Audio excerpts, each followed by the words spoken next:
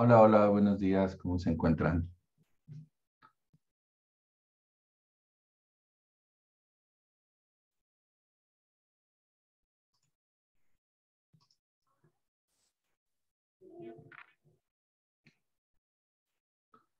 Espero que se encuentren bien. Buenos días, Marco. ¿Cómo amaneciste? Muy bien, Roberto, ¿cómo estás? Aquí saliendo Muy bien, gracias a de Dios. juntas.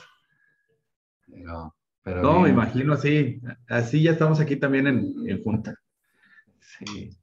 Por eso, se supone que terminamos 8:30, pero ya ves que de repente se extienden, entonces por eso sí digo, De mejor a las... repente, casi siempre. Ocasionalmente no. Así están todas las juntas. De hecho, sí. Pero bueno, lo bueno que ya Ya, estamos por acá.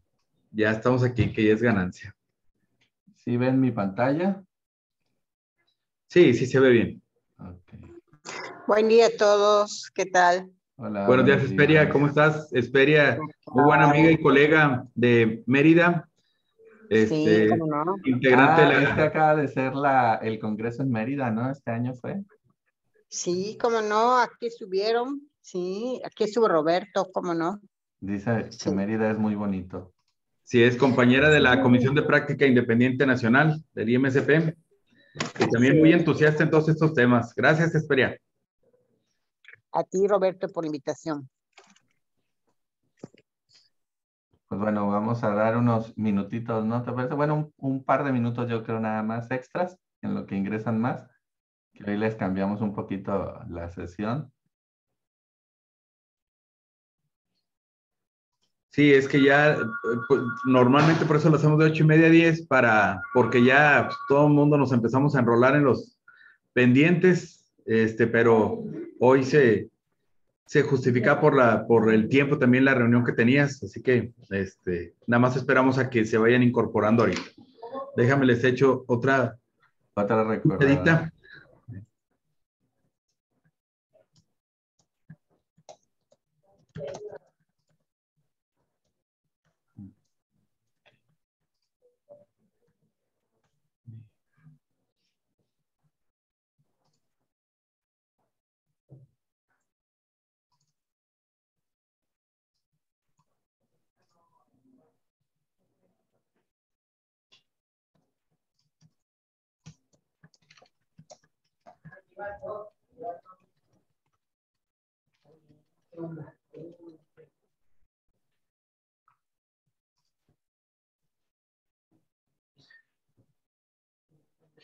Bien, igual, si gustas, Marco, vamos dando inicio y Ah, que se no, vayan sí. incorporando, porque a Ok, lo mejor, no sé si por los horarios alguien, ya les mandé ahí un ya se haya recordatorio, ocupado. pero pues, si no se te va a retrasar también y sé que traes agenda más adelante también tú. Ok. Déjame nomás te presento para los que ya están integrados aquí. Marco Quiroz, excelente amigo también, contador público y al igual que nosotros, muy involucrado en los temas de tecnología. Vamos a darle continuidad al tema del análisis de datos. Hablamos la sesión anterior con relación al manejo de bases de datos, cómo limpiarlas, cómo poderlas reestructurar de una mejor manera. Marcos es especializado en este tema y hoy nos va a hablar sobre este tema propuesto, denominado al mal tiempo buena data. Así que Marco, pues los dejo contigo. Tú vas aceptando ya, nada más te encargo de Sí, grabar yo la voy sesión y luego aceptando, ya no no te la preocupes. mandas para poderla transmitir a los demás. Muchas gracias y adelante, Marco. Ok, sí, yo aquí voy aceptando, voy a poner en mi pantalla alterna, pues, la ventana de participantes para ir viendo.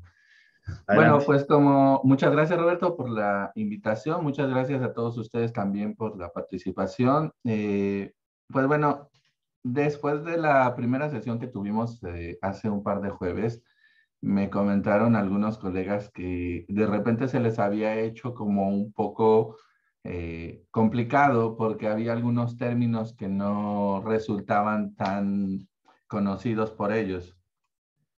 Entonces, ¿qué es lo que, platicando con algunos de ellos, pues decidí hacer como las bases de las bases de datos, valga la redundancia.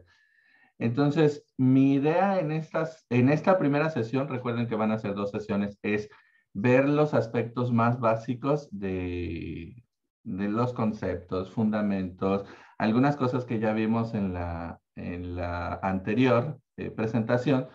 Y la siguiente sesión vamos a ver un poco más de temas prácticos. Entonces, pues vamos a darle para adelante, ¿no?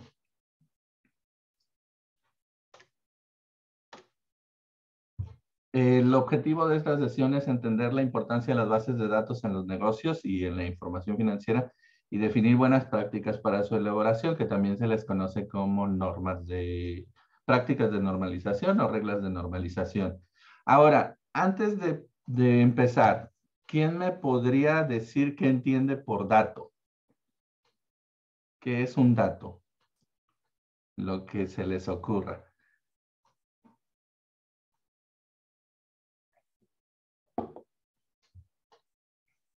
Aquí no cobramos por participar y digo, hacemos más dinámico todo esto. Yo creo que es una información. Información, un dato es una información, nos comenta Juan. Ok, vamos a ver qué es un dato.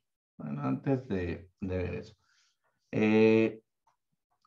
Más adelante vemos lo de dato. Muchas gracias, Juan. Pero bueno, vamos a poner un poquito los antecedentes que ya vimos la sesión anterior y empezamos con definiciones, pero quedémonos con lo que nos acaba de decir Juan. Un dato es información. Y pues sí y no, y ya explicaré por qué.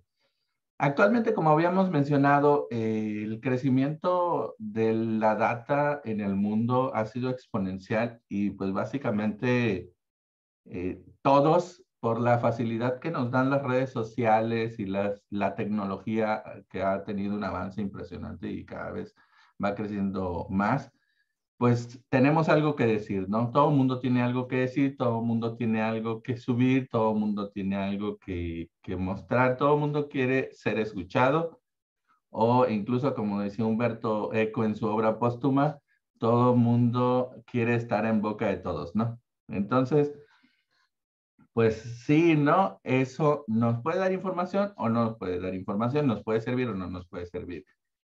Pero estamos viendo, por ejemplo, en esta lámina de Statista, que es una empresa que se dedica, bueno, una plataforma que se dedica a hacer cada año como una brújula a través de unos estudios que hace de las tendencias actuales en tecnología y, bueno, en el mundo, ¿no? El 2020 salió su survey con respecto al COVID, pero un año previo había salido con respecto a tendencias de la tecnología.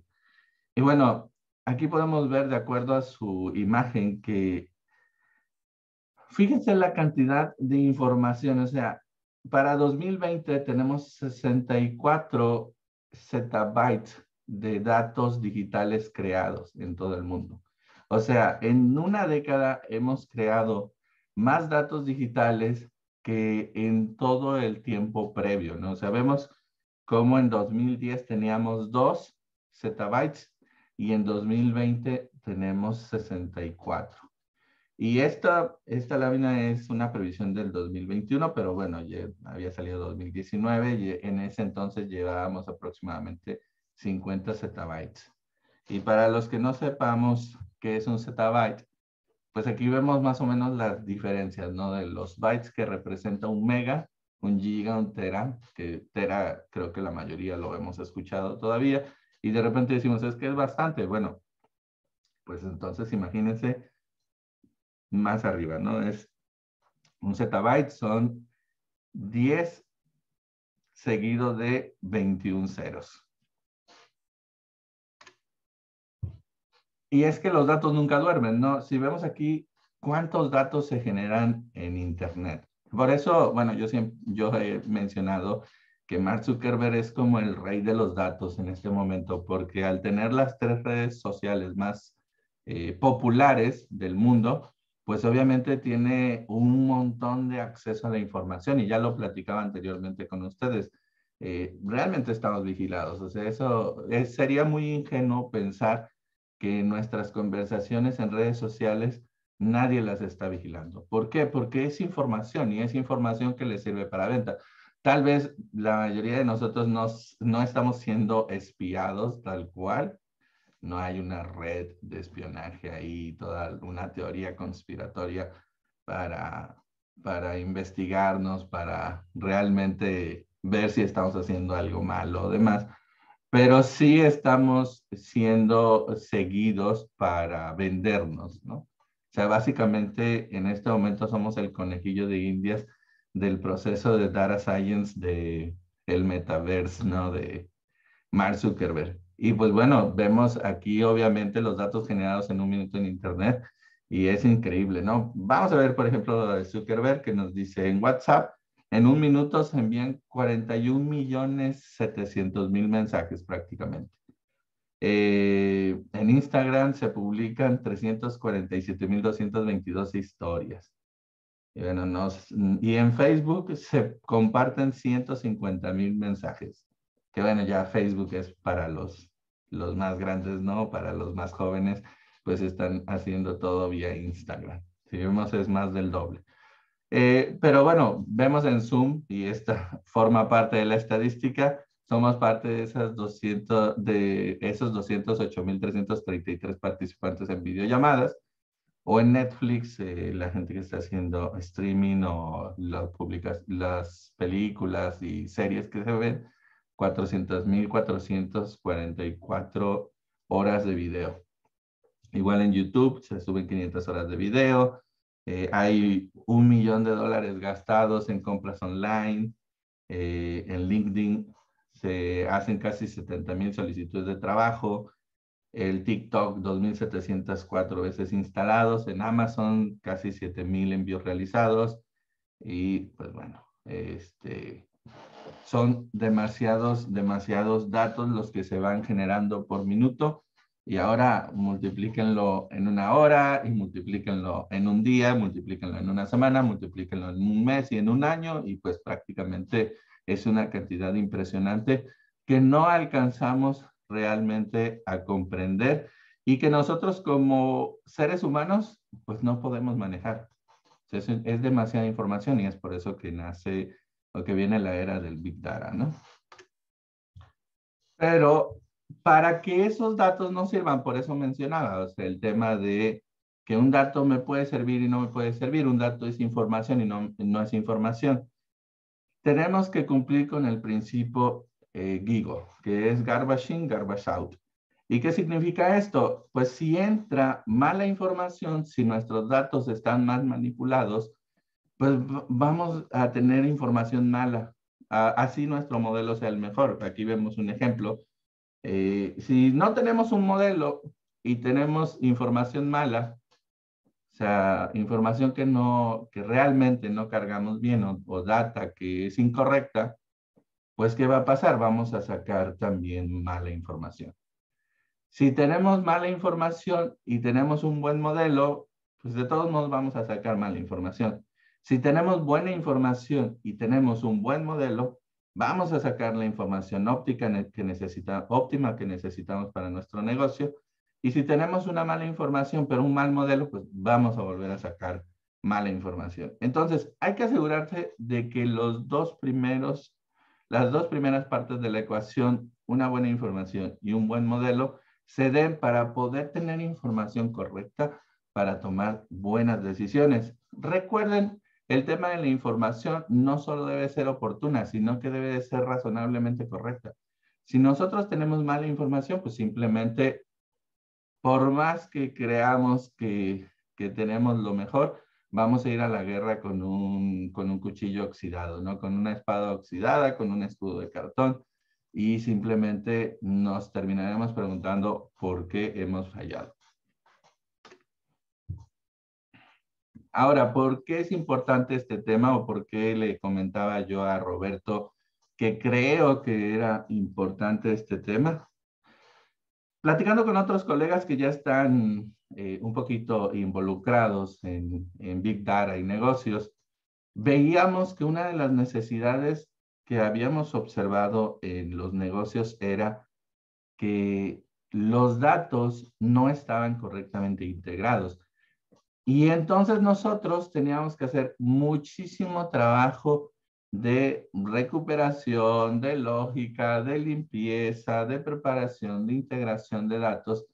Y realmente, si nos vamos a la estadística, hasta el 70% del tiempo total de un proyecto de Big Data se utiliza en limpiar los datos, en preparar los datos, en integrar los datos de la manera más correcta posible dentro de nuestras manos. ¿Por qué? Porque simplemente hay data que ya no se va a poder obtener. En la sesión anterior platicábamos de, oye, pues si te das cuenta que hay datos faltantes, ¿por qué no vas y le preguntas al negocio que te los dé? Pues imagínense si nosotros, nuestro negocio inició en el 2000 y en el 2000 empecé a hacer mis archivos de Excel. Y de repente, como por el 2005, se me ocurre decir, ¿sabes qué? Tengo que poner esta columna extra porque es una información que necesito. Pero esa columna la pudiste haber puesto en 2000. Entonces tienes ya 5 años que no estás considerando y que obviamente no vas a poder considerar para hacer una correcta base de datos con eso. Entonces, damos por perdidos la información de 5 años, que a 2020 pues estaríamos hablando del 25% de la información total que nos diga esa columna o la columna que insertemos. Y esa información ya no la vamos a poder recuperar, o si la intentamos recuperar, pues obviamente nos va a costar tiempo. Entonces aquí básicamente lo que queremos evitar es eso, lo que queremos es que desde la primera vez nosotros hagamos una buena gestión de los datos y podamos elaborar una correcta base de datos. Y bueno, pues vamos con qué es un dato. Y recordemos lo que nos había dicho Juan, el contador Juan Raimundo, que un dato es información, pero ¿cuándo es información un dato y cuándo no lo es? Aquí vemos los 3 estados del dato, ¿no? En reposo, en tránsito y en uso. Y el dato que está en tránsito, yo siempre lo he llamado el dato de Schrödinger. No sé si alguien sepa cuál es la teoría o el problema del gato de Schrödinger. ¿Alguno sabe? Pues es lo de la teoría cuántica, la física de las probabilidades, ¿no? Si es observado, un objeto puede cambiar de estado. Pero además los datos en muchos sistemas son efímeros. Es decir, yo puedo ir a un sistema en donde hay una información de una orden de compra y 20 minutos después volver a ir a buscar ese registro y ya el comprador lo modificó. Entonces es muy importante tener bitácoras y tener historial de qué fue lo que recuperaste a las 9, qué recuperaste a las 9:30, porque si no puedes tener problemas serios en la integridad de los datos. Sí, aquí básicamente, Isaías, creo que tu audio se oye un poco. Ok, gracias Isaías. Gracias también por tu participación. Sí, de hecho, bueno, hay 2 tipos de datos, ¿no? Que como aquí también lo comenta Isaías, el tema de los datos estructurados y datos no estructurados. Aquí nos vamos a basar en los datos estructurados y un poquito en los datos de los negocios, que son más fijos. Si bien es cierto que el tema de los estatus va a cambiar, obviamente, como lo menciona Isaías, pues va a haber como ciertos momentos donde nosotros cortamos y ahí podemos tomar nuestros datos. Y respecto al gato de Schrödinger, la teoría nos dice que si pones a un gato en una caja con un matraz que tiene un veneno y otro matraz con una como bombita que va a tirar ese veneno, mientras no abras la caja, el gato puede estar vivo y muerto a la vez. Y pasa lo mismo con el dato, ¿no? O sea, mientras el dato no esté bien colocado, pues te puede servir o no te puede servir. Si está en reposo y no lo vas a usar, pues también es un dato que no te sirve. Cuando está en uso, pues tienes que ver si la base de datos que creaste es correcta Y si no, realmente esa base de datos, pues tampoco te va a servir porque te va a estar dando información incorrecta. Entonces, yo siempre he dicho que el dato es como el gato de Schrödinger, simplemente puede ser información o no puede ser información. Si existe el 50% de posibilidad de que lo sea y 50% de posibilidad de que no lo sea, como el gato de Schrödinger, ¿no? Aquí, bueno, un pequeño chiste de Juancho, ¿no? Del gato de Schrödinger diciendo, este trabajo me está matando, o tal vez no. Pero bueno, ¿qué es un dato? Un dato es un atributo, información, que refleja el valor de una característica de un objeto. Sin embargo, un solo dato no es información. Por ejemplo, vemos la palabra rojo y sabemos que es un dato cualitativo que nos indica cualidades como textura, color, experiencia y demás, pero solo rojo no nos dice nada. O sea, un solo dato es como, sí, o sea, me dijiste rojo, me dijiste carro, me dijiste Juan, me dijiste gerente, pero mientras solo sea un dato, no me da información suficiente. Entonces, no lo puedo utilizar. Otro ejemplo, por ejemplo, vemos aquí 3, que es un dato cuantitativo que, bueno, tiene su forma numérica, se puede medir y demás. Pero, ¿qué pasa? O sea, tenemos datos aislados y pareciera que no tienen relación o no lo relacionamos todavía y no nos dicen nada. Podemos ver aquí rojo y podemos ver 3 y como que sigo igual. Tengo 2 datos, pero pues realmente no sé qué hacer con ellos porque con rojo y 3 no puedo tomar una decisión, ni siquiera sé de qué se está hablando, si es que se está hablando de algo. Pero ¿qué pasa cuando lo completamos en una oración? Imaginemos que decimos 3 manzanas de color rojo. Entonces, a este conjunto de datos lo conocemos como información. Y a partir de la información, nosotros tenemos que generar nuestras bases de datos, que es la idea de esta sesión. El dato por sí solo es como estos recuadros. Imagínense un montón de puntos de información aislados, los cuales pareciera no tener ninguna relación.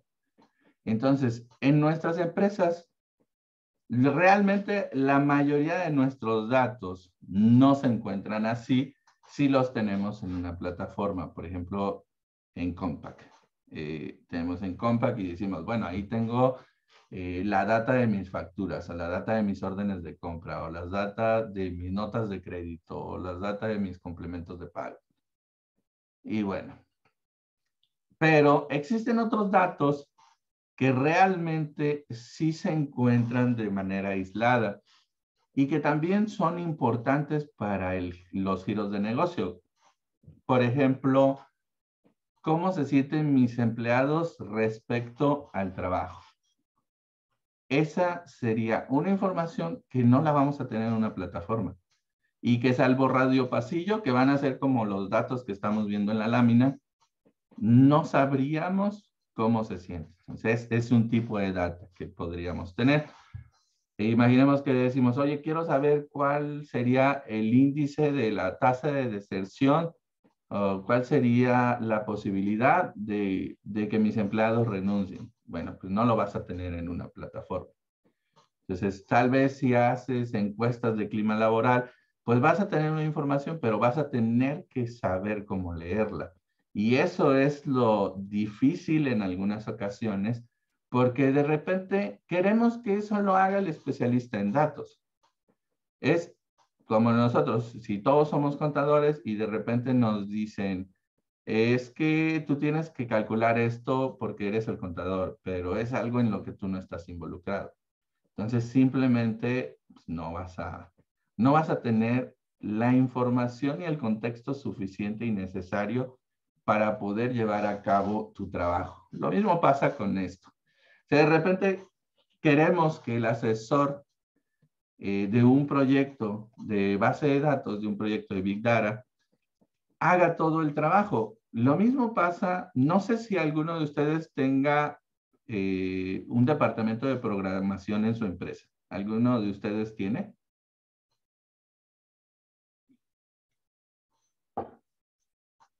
¿O nadie? Ahí igual, si no quieren hablar, me pueden poner la manita. Si tenemos desarrollo, sí, Enrique, sí, sí tengo Hola, desarrollo. Enrique. Tienen un departamento de desarrollo. Y ahora, Enrique, ¿cuál sería como el proceso que tienen ustedes para elaborar algún módulo de ese cuando están programando? Yo te voy a decir cómo los he visto yo, pero ¿cuál sería el proceso que tienen ustedes, Enrique? Pues digo, hay técnicas de desarrollo en cascada que son muy viejas, o desarrollo ágil y DevOps, que es como conectar todo el desarrollo con las operaciones y testing, etcétera. Pero nosotros usamos una mezcla, y lo que hacemos es primero levantar requerimientos y luego hacer un plan y luego ir soltando o desarrollando, digamos, pedazos de la funcionalidad, pasándolos a pruebas y mostrándolos al cliente para que lo acepte o lo corrija, y ir liberando porciones cada 3 semanas o algo así, Ok. a Bueno, productivo.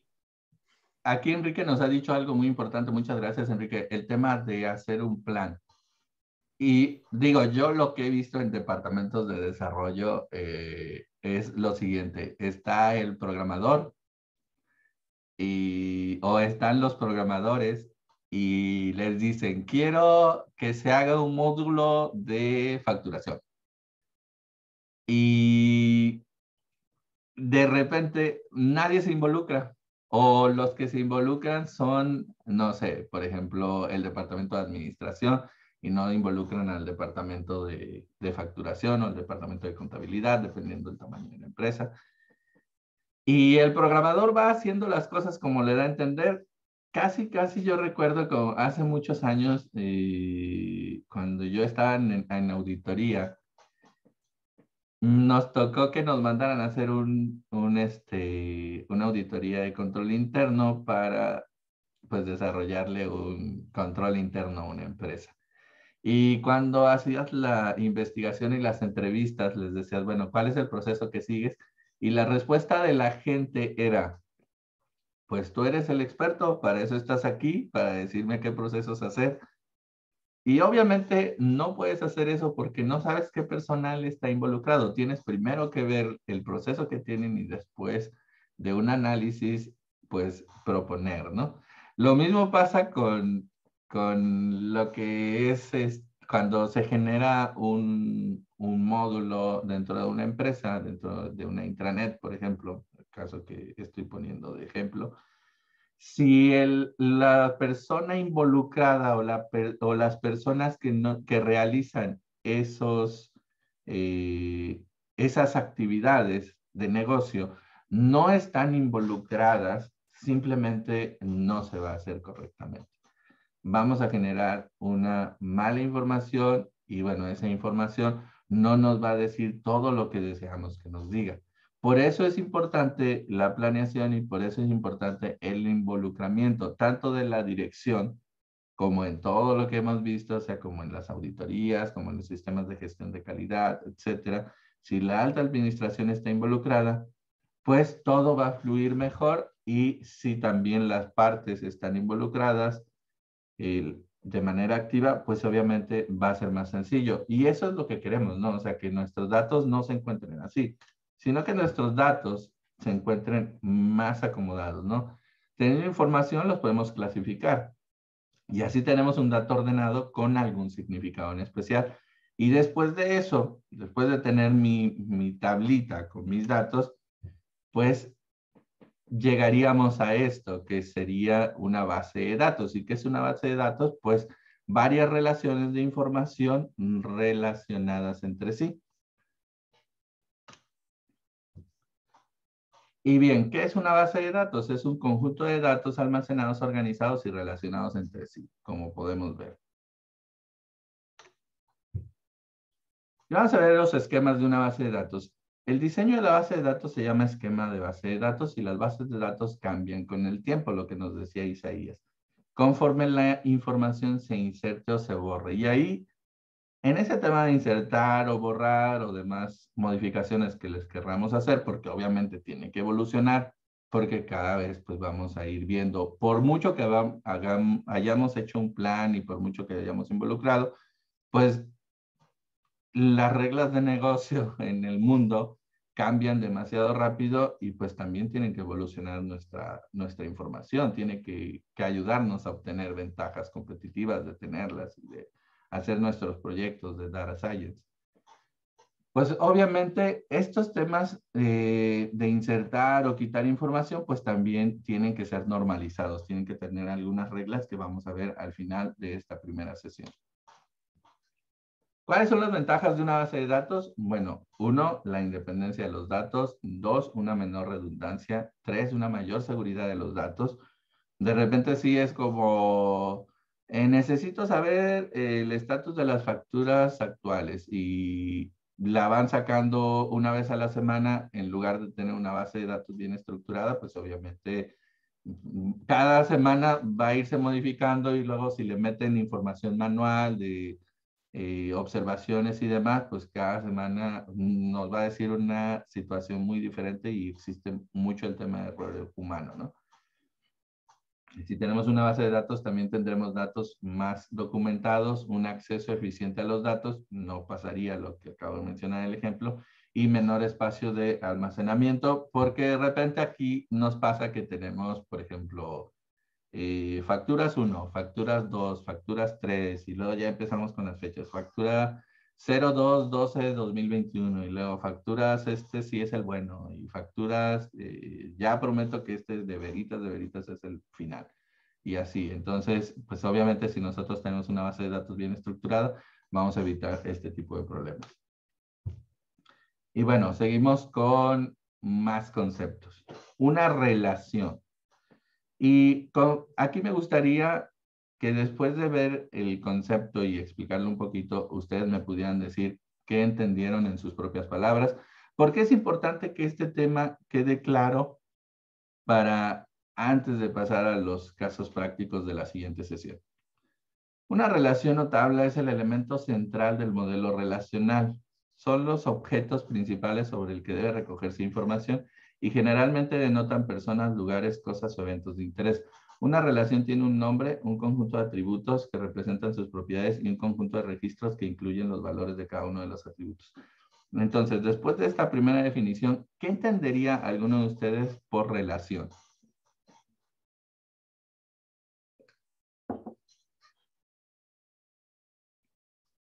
O por tabla.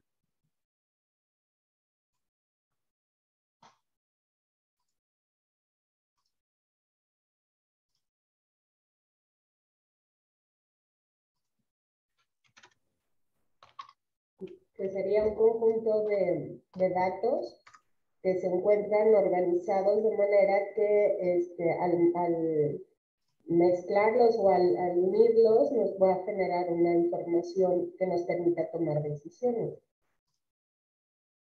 Ok, una relación, nos comentas, Norma, que sería una base de datos. Sí, oí Sí, así bien. lo entiendo. Ok. Sí y no. Una relación, imagínense, por ejemplo, que tendríamos por aquí veo en el chat, un reporte, nos dice Claudia. Una relación, imagínense que tenemos, por ejemplo, clientes y hacemos una tablita que se llama clientes. Y en la tablita de clientes tenemos, no sé, código de clientes, cliente, nombre del cliente, RFC del cliente, etcétera. Entonces, esa sería una relación. Y una relación va a ser una parte integrante de la base de datos, porque una base de datos, como vimos previamente, una base de datos es un conjunto de relaciones. Entonces, por ejemplo, aquí podríamos tener clientes, aquí podríamos tener proveedores, aquí podríamos tener productos, etc. Entonces, el primer paso es definir qué es una relación.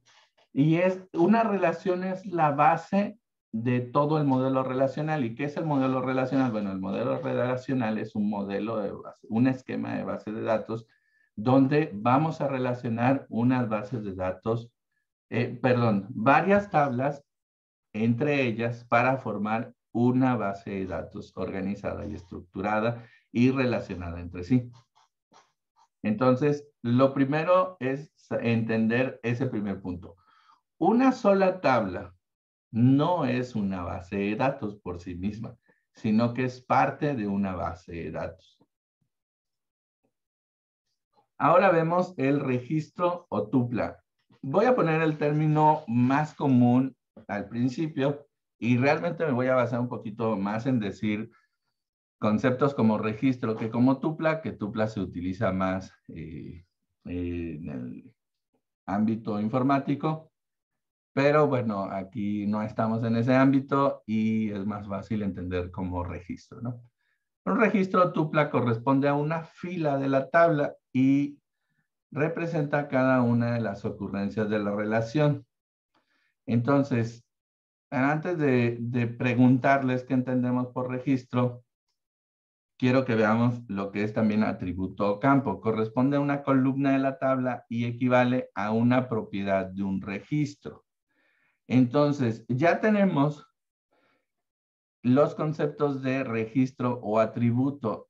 ¿Qué entenderíamos por registro y qué entenderíamos por atributo?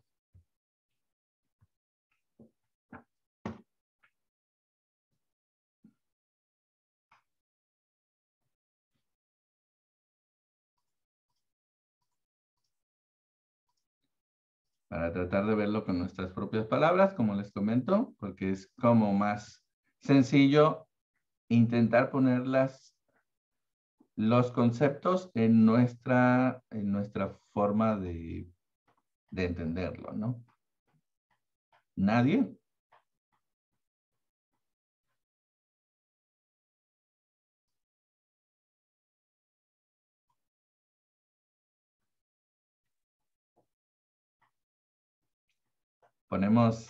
Seleccionamos a alguien.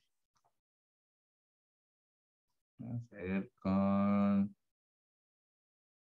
José Valdés. José Valdés, a ver, ¿nos podrías apoyar? Ahí está José. Que levante la mano.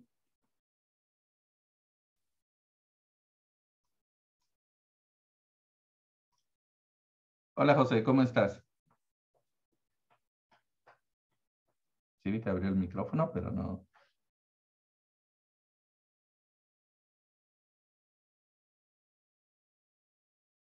No se le escucha.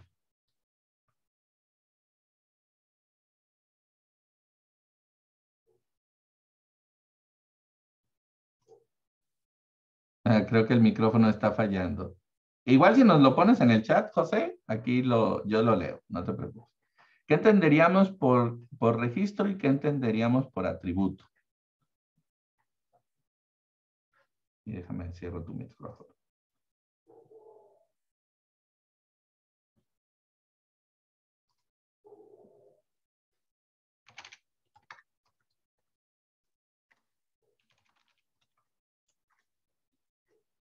Bueno, vamos a ayudarle a José para no tomarnos más tiempo.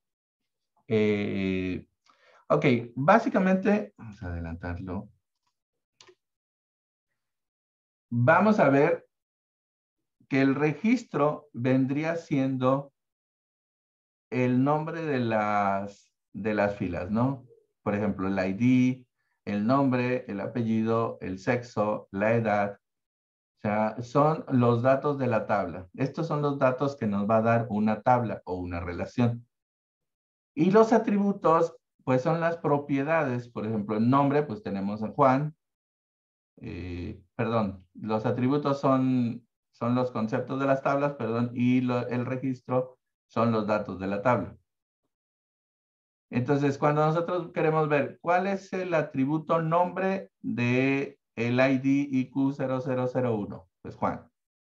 ¿Cuál es el atributo de edad de el ID IQ002? 48. Entonces, los atributos son la información que queremos tener y digamos, por ejemplo, en un tema de factura sería ingresos, sería IVA, sería total, sería número de factura, etcétera. Y los registros, pues, es la información con la que vamos llenando. Entonces, primero tenemos que definir cuáles son los atributos y después tenemos que ir llenando los registros. Y ahora, ¿qué es un dominio? Dominio es una colección de valores de los cuales uno o más atributos obtienen sus valores reales.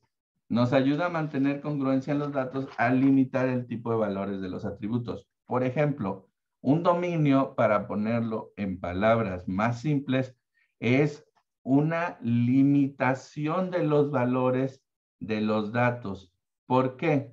Imaginemos que tenemos aquí el ID. Y el ID lo estamos poniendo como un número entero. 1, 2, 3, 4.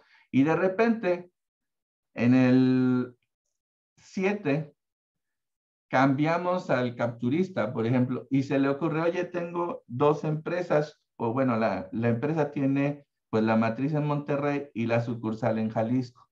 Entonces, lo que voy a poner es el ID, relacionarlo con Monterrey y relacionarlo con Jalisco. Y entonces va a poner ID 7 MTI, ID 8 JAL, ID 9 JAL, ID 10 MTI. Y entonces este ID ya va a estar incorrecto. El atributo ID ya no va a tener congruencia. Otro tema, aquí, ¿qué es lo que haría el dominio? Limitar y decir, ¿sabes qué? Va a ser numérico, entero y consecutivo. Y entonces evitaríamos eso. Cuando alguien quisiera poner en nuestra base de datos el 7MTI, simplemente no lo permitiría. ¿Por qué? Porque estaría limitado exclusivamente al consecutivo numérico entero de qué señala esto, ¿no? Ahora vemos, por ejemplo, en el apellido paterno que le pusieron Miguel Ochoa. Y realmente, pues aquí lo que se definiría son caracteres alfabéticos en lugar de poner 8A, o sea, no puedes poner un 8 y un A, como algunas veces lo he visto, sobre todo en camiones, pones 8A tal cual. Por ejemplo, aquí en sexo, si está definido previamente masculino y femenino, y de repente por querer ahorrarse algunas palabras ponemos M o F, pues también el dominio lo impediría. Nos diría, ¿sabes qué? Aquí solo puedes poner masculino o femenino, no puedes poner M, F, etc. O en la edad, si está definido por número, perdón, no podemos definirlo en caracteres alfabéticos, no podemos poner 22. O también vemos aquí un 13 y van a decir, oye, pero ¿por qué el 13 está marcado en rojo? Porque si la edad legal para empezar a trabajar en México es de los 16 o de los 18, si tuviéramos algunas reglas de negocio que seguir, pues simplemente al estar en 13, estaríamos teniendo a una persona de manera ilegal trabajando en nuestra empresa. Entonces, podemos aquí en el dominio poner, ¿sabes qué? De 18 a 65 o de 18 a 68, no sé si ya se extendió la edad. Y en salario también podemos poner, o sea, vemos aquí varios salarios y de repente vemos menos 7,000. Y me pones en dominio, ¿sabes qué? No puedes poner valores de menos de, digamos que este es mensual, pues vas a tomar el salario mínimo. Y ahí vas a bloquear tu dominio. No puede bajar de el salario mínimo en un mes. Y también vemos acá que tiene 7 millones y de repente decir, bueno, pues ¿cuál es el monto máximo de salario mínimo? O, del salario, perdón, que vamos a pagar y no sé, lo pones en 100,000 o algo así y no tendríamos un error de captura como estos 7 millones que tenemos en el último registro. Entonces el dominio nos va a permitir, nos va a bloquear ese tipo de errores y vamos a tener más congruencia, ¿no? Al estar limitados, porque pues no, de repente imagínate que iba a lo mejor a poner 7,000 pesos y se me fueron 3 ceros. O que aquí en salario iba a poner 25,000 y se me fue un cero más, de repente le pagué ya 250,000 en vez de los 25,000 que le correspondían. Pues básicamente eso es el concepto de dominio, que creo que todos lo hemos usado en nuestros Exceles, por lo menos. Luego tenemos la llave primaria y esto es muy importante para empezar a relacionar nuestra base de datos. Una llave primaria es una columna que identifica de manera única un registro en la tabla. La selección de una llave primaria se debe realizar con cuidado, ya que una mala selección podría afectar el diseño. Aquí, por ejemplo, estamos viendo una tabla, una relación de empleados. Y vemos que tiene ID, nombre, apellido, sexo y edad. En sus atributos y sus registros, pues vienen aquí los datos, ¿verdad? Juan Pérez, masculino, 53. Pero vemos en el ID que está, se supone que este ID sería único y que no se va a repetir. Porque si nos damos cuenta, tenemos al IQ001 como Juan Pérez, masculino, de 53 años, y tenemos al IQ0010 como Juan Pérez, masculino, de 22 años. Entonces, si nosotros quisiéramos decir, oye, mi llave primaria va a ser el nombre, pues ya vemos que con Juan, con los Juanes, no nos va a ayudar. Si nuestra llave primaria quisiera ser el apellido, pues tenemos aquí dos Pérez que tampoco nos van a ayudar. Y bueno, obviamente no podemos tomar edad o sexo porque, bueno, va a coincidir más.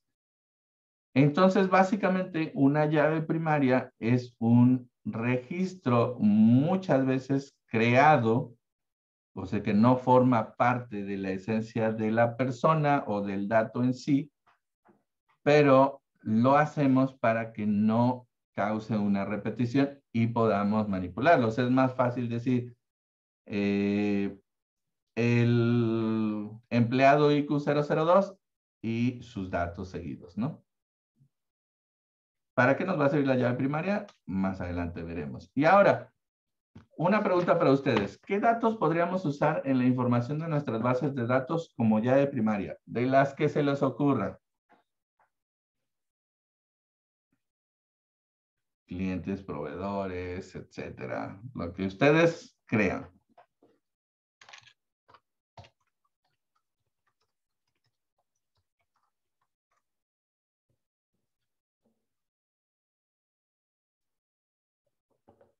Por aquí vemos que alguien escribió. Por ejemplo, Norma nos dice el RFC. Y sí, podría ser una llave primaria, tanto para clientes como para proveedores. Para un producto, ¿qué se les ocurre para un producto? Poner como llave primaria. ¿Qué podríamos poner? Que no se repetiría, porque por ejemplo podríamos tener jabón Ace y jabón Sote. Muy bien, Isaías, datos irrepetibles como el CURP. El número de IMSS para empleados también, exactamente. Y también el CURP para empleados podría ser. Si tuviéramos alumnos, igual podríamos poner el CURP. Si tuvieran RFC los alumnos, pues incluso podríamos ponerlo, aunque usualmente se pone la matrícula, ¿no? Pero bueno, esos son algunos ejemplos de llaves primarias. Agradezco, Norma e Isaías por la participación para tratar de hacer esto un poco más dinámico. Y bueno, tenemos la llave foránea, que es un atributo, conjunto de atributos de una relación, que a la vez es la llave primaria de otra relación. Se utiliza para referenciar el registro de la relación 2 con la relación 1. Para que esta llave primaria coincida, ¿no?, con el valor de la llave foránea de la relación 1. Ambas llaves deben definirse sobre el mismo dominio. Imaginemos, aquí se me olvidó ponerles el ejemplo, pero imaginemos que esta base de datos de empleados la queremos relacionar con otra base de datos. Entonces nosotros tendríamos que tomar de esta relación la llave primaria, si vemos que de ahí coincide, y esta pasarla a la base de datos nueva. De tal manera que el ID es el que va a estar correspondido en ambas relaciones para poder, valga la redundancia, relacionar las tablas entre sí.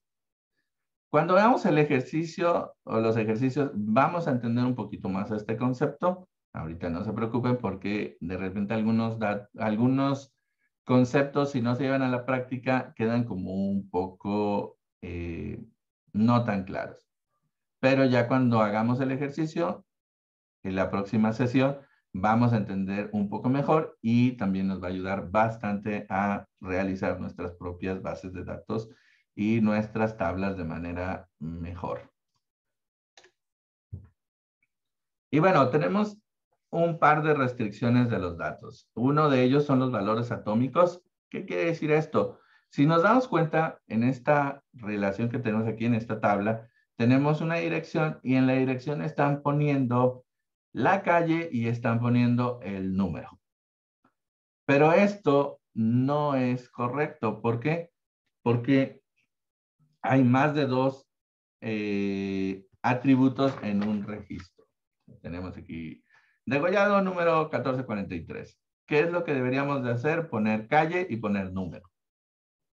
Entonces, esto lo tenemos que separar. Un valor atómico, pues es un solo valor un solo atributo por registro, ¿no?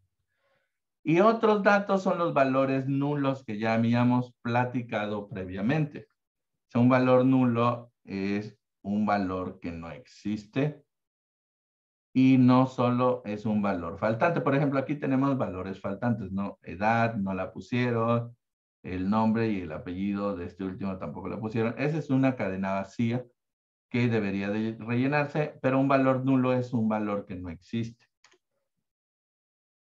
Y bueno, vamos a hacer el ejemplo. Aquí sí les pido bastante si pueden participar, porque pues la idea, como les digo, es que para ustedes quede un poco más claro estos temas, que pues es la intención, ¿no? de estas sesiones. O sea, realmente la participación de ustedes hará que todos tengamos mejor provecho de esta sesión. Vamos a ver un ejemplo de un modelo de datos en un negocio, en nuestros negocios. Y vamos a identificar al menos 3 relaciones o 3 tablas, al menos las llaves primarias de ellas. Ya hemos visto algo previamente en esto. Algunos ejemplos de valores atómicos que pudiéramos tener y cómo arreglarlos, y algunos ejemplos de valores nulos, valores que no existen. Entonces, lo pueden poner en el chat si no quieren hablar, pero vamos a empezar. ¿Quién me puede decir 3 relaciones que ya hemos mencionado, por ejemplo, aquí en los ejemplos previos?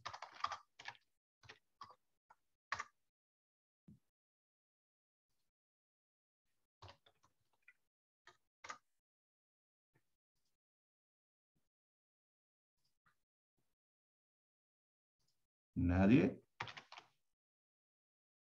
Por aquí ya están anotando. Muy bien, Norma. Clientes, proveedores y productos. Vamos por la más sencilla que también ya mencionamos. De hecho, fue un poquito la idea. 3 relaciones. Y ahora, pues con esas 3 relaciones que ya nos acaba de dar Norma, podríamos... Aquí, por ejemplo, tenemos a Isaías que nos dice correos, base de datos de correo, nombre, empresa y celular. Así que ya sería una tabla, ¿no? Tendríamos un correo, nombre, empresa, celular y demás.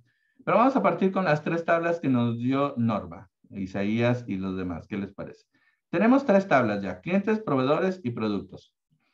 O servicios, si eres una empresa que no presta productos. Pero vamos a poner productos porque creo que tiene ahí un dato interesante. Y vamos a ver cuáles serían las llaves primarias que ustedes pondrían en clientes, proveedores y productos. Y obviamente les voy a dar una opción, pero se las voy a quitar porque la voy a mencionar yo. Código de cliente, código de proveedores y código de productos. Podría ser una muy buena llave primaria, pero imaginemos que ya la dije, así que díganme alguna más que se les vaya ocurriendo. Llaves primarias de clientes, proveedores y productos.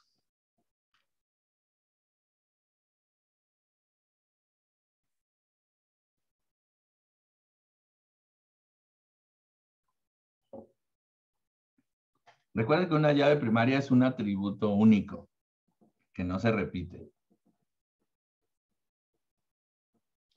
Es algo que solo puede tener un cliente, no puede tenerlo más de un cliente. Algo que solo puede tenerlo un proveedor. Muy bien, Norma. Por ejemplo, clientes y proveedores, el RFC Y en productos creo que sería crear un catálogo específico en la empresa. Pero también en productos, por ejemplo, podríamos poner el código de barras. Yo recuerdo alguna vez viendo en un como mini super tipo Oxxo, que en lugar de asignarle un código al producto, tenían registrado por código de barras. ¿Cuál sería un ejemplo de valores atómicos? Muy bien, Michelle. Esperemos que te sirva esto y que te vaya muy bien en el curso. Un ejemplo de valores atómicos, ¿cuál sería? Recuerden, un valor atómico es, o sea, aquí que sea individual. Entonces, por ejemplo, imaginemos que un cliente tiene 2 contactos. Pero de repente ponemos, ok, puse mi cliente o puse mi proveedor y en la base de datos pongo al final contacto. Pero de repente me dicen, es que el contacto aquí es Juan Pérez, que es el gerente de compras, pero pues vas a tratar un poquito más con la persona que está abajo de Juan Pérez, que es, no sé, Luis López, y Luis López, pues ya tendremos 2 contactos y no podemos poner los 2 contactos en la misma línea. Entonces ese es un ejemplo de valor atómico. Otro ejemplo de valor, pues si tenemos 2 contactos, lo más seguro es que tengamos que poner 2 correos electrónicos de ese contacto o incluso que tuviéramos 2 números telefónicos. De repente hay empresas que tienen más de un número telefónico y esos podrían ser ejemplos de valores atómicos. Y ejemplos de valores nulos. ¿Qué valores nulos se les ocurre encontrar en los datos? Recuerden, un valor nulo no es un valor faltante. Un valor nulo es un valor que no existe.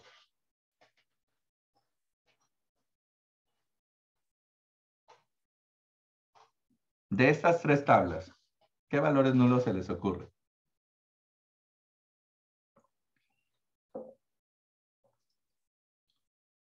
Correo electrónico. Ahí es un poquito complicado, que actualmente no existe un correo electrónico. Digo, incluso un valor negativo, dice Isaías. O sería un valor que no existe.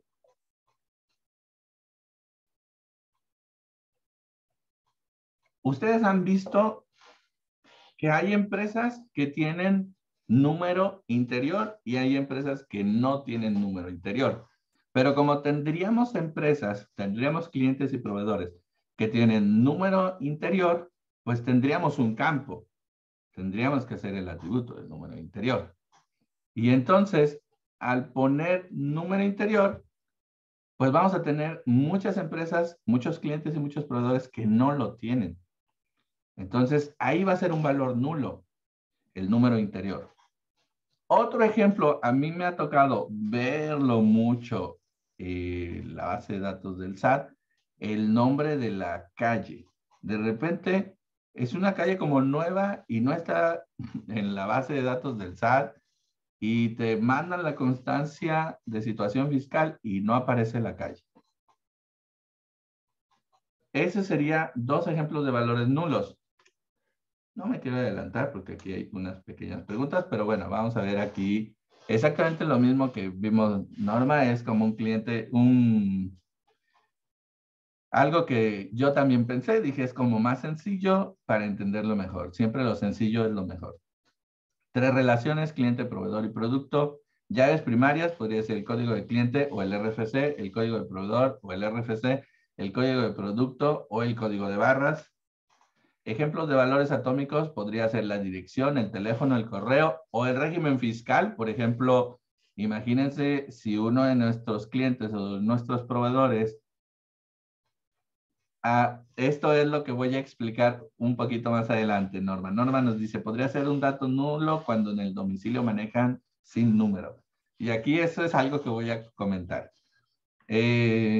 Por ejemplo, tenemos el régimen fiscal que podría ser un valor atómico, hay un tema de valor atómico. ¿Por qué razón? Porque hay personas, por ejemplo, yo tengo Hay personas que pueden tener régimen de servicios profesionales, el régimen de empleado, de asalariado, y el régimen de accionista, ¿no? De socio. Entonces, ya ahí tendría 3 diferentes regímenes fiscales. Entonces, bueno, ese también podría ser un ejemplo de valor atómico sobre el cual tendría que tomarse una decisión de cómo manejarlo. Y ejemplos de valores nulos, por ejemplo, también otro, en el caso de los productos, el pedimento. Hay productos que podrían traer pedimento y hay productos que no podrían traer pedimento. La calle, me ha tocado ver muchos datos de que no existe la calle, debe tener nombre, pero si no la conoces y si el SAT también en la constancia no te la indica cuando te la manda el cliente o el proveedor, pues simplemente no la puedes poner. Y el número interior, como ya mencioné, hay algunas empresas, algunos clientes y proveedores que tendrán número exterior y tendrán número interior, pero no todos manejarán número interior. Y ahora bien, lo que nos decía Norma, y aquí lo puse, ¿no? En tema de restricciones. ¿Qué datos no pueden ser nulos? ¿Qué dato creen que no puede ser nulos? Pues básicamente la llave primaria no puede ser nulo. Porque la llave primaria es la que nos va a ayudar a relacionar nuestras diferentes tablas.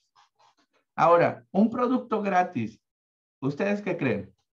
Si están en reacción, pongan la manita de que crean que un producto gratis es valor nulo, y si no lo creen, pues pongan la manita hacia abajo. Creo que se puede poner la manita hacia abajo, ¿no? En reacciones, no sé, a ver. Bueno, a mí no me aparece reacciones. Ah, sí, aquí está.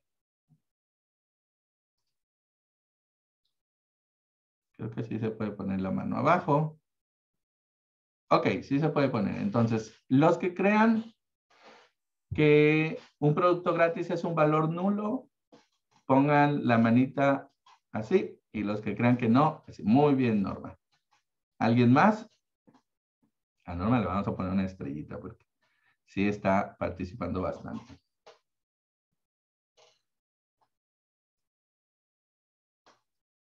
Un producto gratis no es un valor nulo porque el valor del producto sería 0. No sería gratis, no sería un valor faltante, simplemente sería 0. Y en base a algunas reglas de negocios, pues podría correlacionarse con alguna situación más, ¿no? Por ejemplo, si compras 10, si compras 10 productos de esto, te llevas esto gratis. Pues bueno, va a valor 0, pero no es un valor nulo.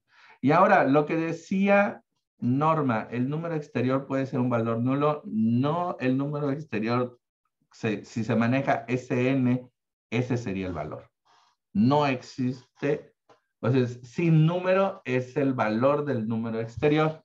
Y obviamente cuando nosotros estemos manipulando nuestras tablas y nuestras bases de datos, vamos a entender que SN es un valor. O sea, no, porque si fuera un valor faltante, tendríamos que ver la manera de encontrarlo. Pero al ser SN es un valor que, bueno, no, pues es sin número. Entonces simplemente ese es mi dato, sin número. Entonces, por eso el número exterior no es un valor nulo. O no puede ser un valor nulo. Sin embargo, el número interior simplemente no todos van a manejar. Alguien podría decir, bueno, podrías ponerle SN también. No es la costumbre porque muchas veces se deja en blanco, pero bueno, simplemente no existe.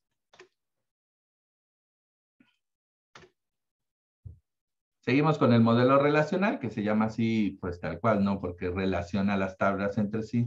Modelo de bases de datos es un conjunto de ideas lógicas utilizadas para representar la estructura de las bases de datos. El modelo relacional permite visualizar la estructura de una base de datos y las relaciones entre los datos.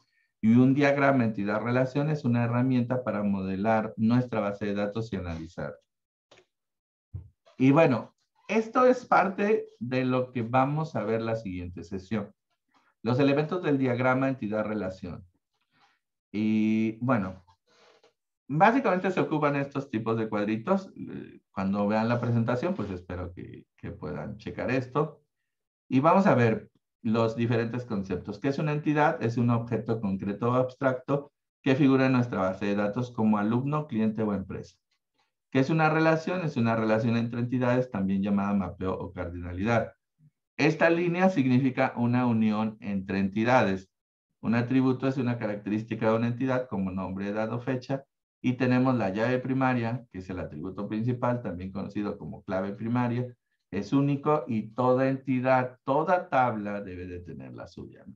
Y la llave secundaria es un atributo foráneo, también conocido como clave secundaria, que identifica una entidad externa en otra. Esta llave secundaria, pues, es la que nos va a ir relacionando.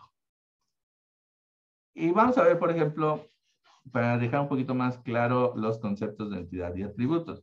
Imaginemos que un carro, pues, sería la entidad. ¿Y cuáles serían los atributos? Bueno, pues, diríamos, ¿cuántas llantas tiene el carro? Pues llantas, ¿no? 4. El motor, tal. Color, tal. Modelo, tal. Marca, tal. Todos esos atributos son atributos o campos que todas las entidades llamadas coche tendrán. Y bueno, en el modelo relacional, pues vamos a hacer algo como esto, ¿no? Tenemos el alumno y recuerden, la llave primaria sería la matrícula y tenemos llaves secundarias, nombre, perdón, los demás atributos, nombre, edad, género y semestre. Pero en base a las reglas del negocio, que sería la razón principal de la base de datos y que entendiendo cuáles son las reglas de nuestro negocio, ya tenemos gran parte avanzado de cómo generar una base de datos correcto. Podríamos decir, oye, ¿sabes qué? Bueno, tenemos alumno, pero el alumno, la tablita alumno por sí solo no me dice gran cosa. O sea, tendría que ver el tema de carrera, tendría que ver el tema de profesor, porque un alumno puede tener varios profesores, por eso no puedo poner un campo llamado profesor, porque pues no pondría a todos los profesores que tuvo. Y podría tener varias materias. Entonces, aquí vamos a ir generando más tablas para tener una base de datos y que estén relacionadas entre sí, las tablas. Y bueno, vamos a ver, para finalizar, lo que es normalización y las buenas prácticas para terminar esta sesión. ¿Qué es la normalización? Es un proceso de aplicación de normas. ¿Y cuál es la idea? Bueno, ordenar y mejorar la base de datos, ¿no? ¿Para qué va a servir? Para corregir esencialmente 3 puntos, que son problemas de inserción, problemas de eliminación y problemas de redundancia. Problemas de inserción. Imagínense que tenemos aquí una pequeña tabla, una relación con Carlos Gómez, que estudia la materia Cálculo 1 en la aula C2, Sofía y Raúl, ¿no? Pero de repente insertamos una nueva materia, porque previamente teníamos cálculo, física y química, y de repente tenemos informática, y en informática, pues todavía no tenemos nombre y apellido de algún alumno. Entonces vamos a tener algunos datos faltantes o nulos, ¿no? Problemas de eliminación. Ahora imagínense que en esta Raúl abandona la materia y de repente pues la materia va a seguir quedando, no va a ser química, pero Raúl Machaca ya no está. Y vamos a tener también ahí datos faltantes o nulos. Y problemas de redundancia, que sería, por ejemplo, que de repente Carlos dice, ¿sabes qué? Yo voy a cursar la nueva materia que se abrió, que es informática, y de repente tenemos a Carlos Gómez cursando cálculo 1 y Carlos Gómez cursando informática, y tenemos datos duplicados en nuestra misma relación. Entonces, con las reglas que vamos a ver, por aquí era un ejemplo que habíamos visto, creo que este debió de haber ido antes. Con las reglas que vamos a ver, pues vamos a checar ahí cómo mejorar estos temas. Aquí, bueno, ya lo habíamos visto antes, lo mencionaré brevemente al final.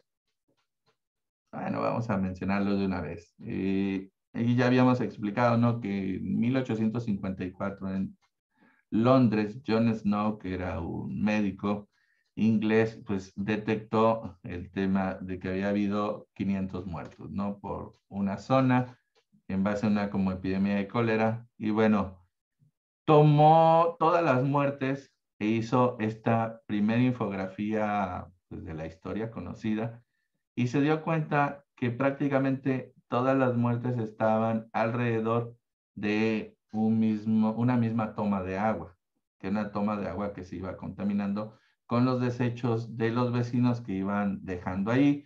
Y bueno, la gente iba y tomaba de ahí.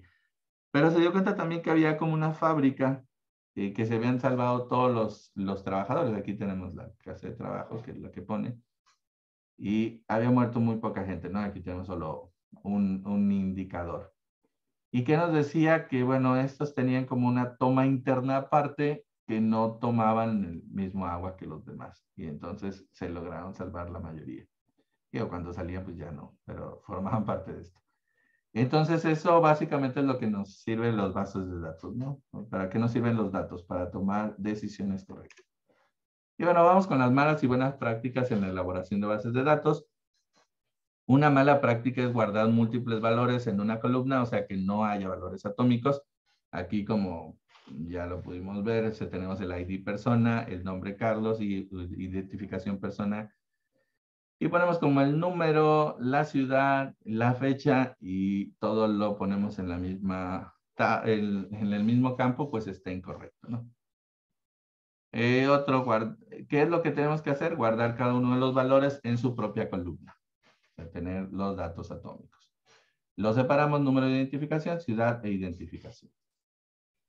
El segundo, no crear tablas de consulta o de correspondencia. Aquí, por ejemplo, vemos membresía nueva, el ID de la membresía 2 está cancelada, el ID de la membresía 3 está activa, y luego ya se nos olvidó, digo, esto no nos pasa tan pronto, pero de repente sí pasa si lo hacemos manual, y ponemos el ID de la membresía 4 como cancelado en vez de cancelada.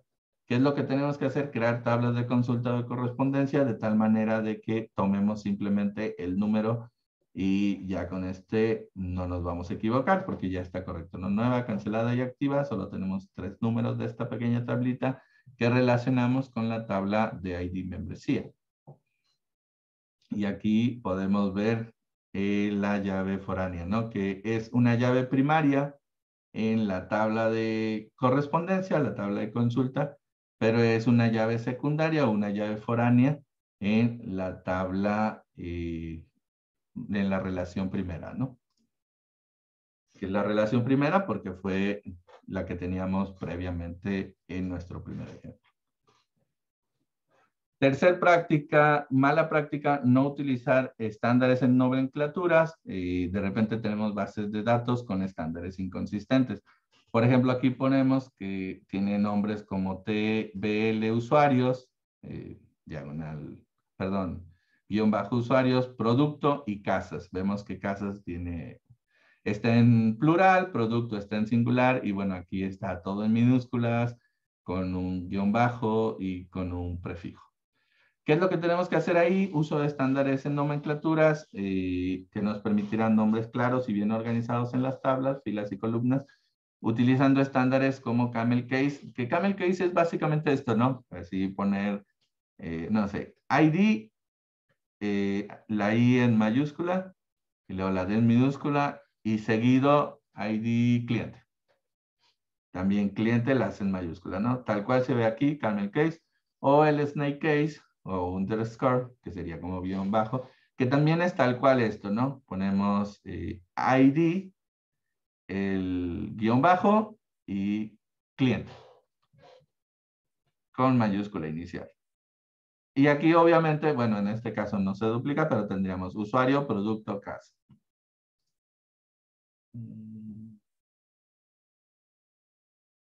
Luego, vemos otra mala práctica que sería guardar información calculable. Por ejemplo, en nuestra base de datos, si queremos poner multiplicaciones, por ejemplo, aquí tenemos 3 por 20, nos da 60. ¿Qué es lo que tendríamos que hacer?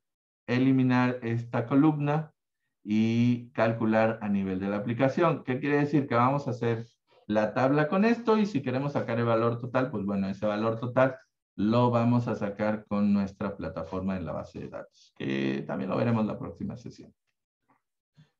Otro error, el quinto, no crear llaves foráneas.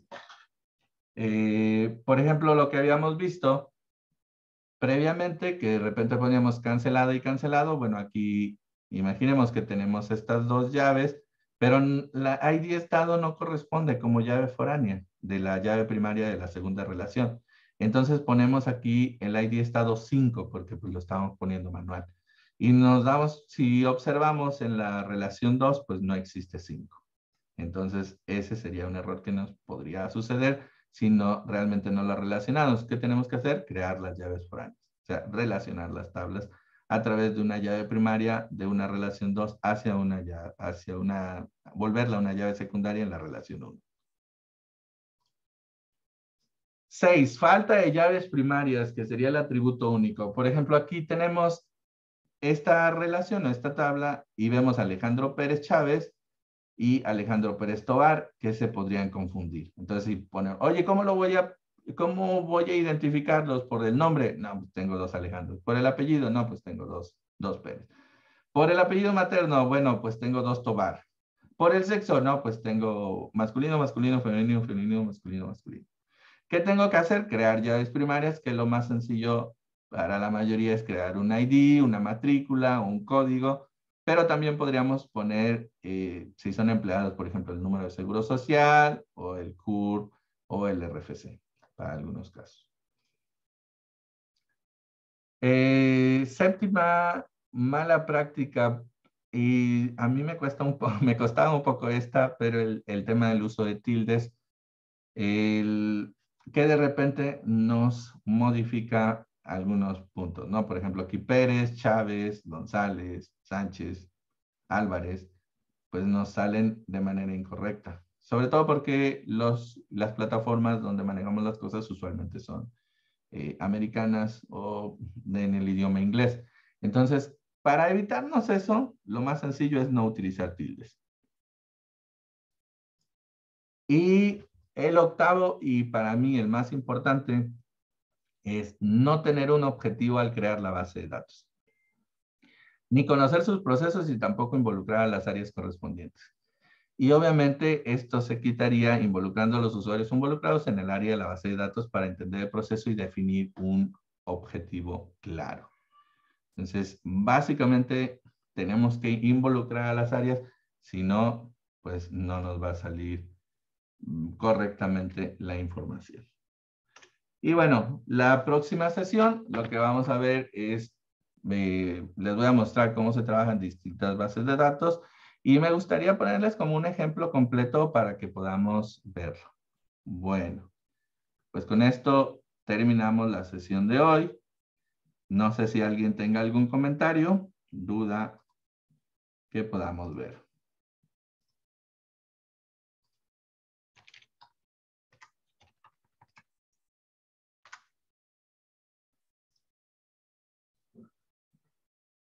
¿Nadie tiene algún comentario? Gracias. Yo creo que todos estos temas más que nada los términos que nos maneja son completamente nuevos, ¿no? Al menos para mí.